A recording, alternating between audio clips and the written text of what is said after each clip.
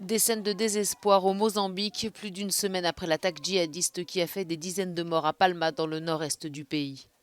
Ces rescapés espèrent toujours retrouver leurs proches parmi les milliers de personnes déplacées. L'ONU lance un appel urgent à la communauté des donateurs pour qu'elle vienne en aide à ceux qui continuent à fuir les violences dans la province de Cabo Delgado, là où les combats entre islamistes et forces gouvernementales se poursuivent.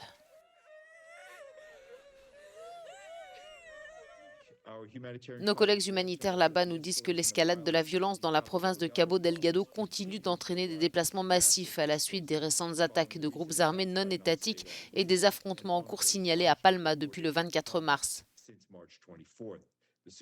Nous sommes très préoccupés. L'Agence de la migration des Nations Unies a déjà enregistré environ 8000 personnes au point d'entrée de Nangade, Mueda, Montepuez ainsi qu'à Pamba.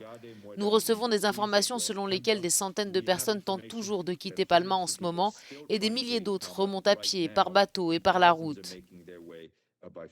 Certains sont secourus par les services aériens humanitaires de l'ONU et d'autres organisations de la société civile.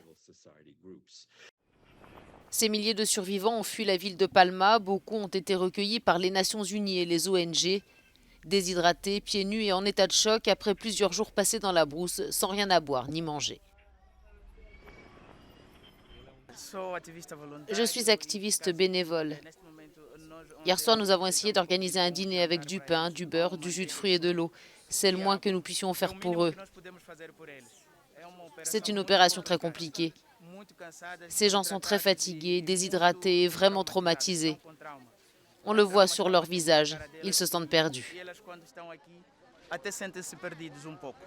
Les violences ont forcé plus de 670 000 personnes à quitter leur foyer selon les Nations Unies. L'ONG ACLID recensait déjà 2600 morts avant l'attaque de Palma, dont la moitié étaient des civils.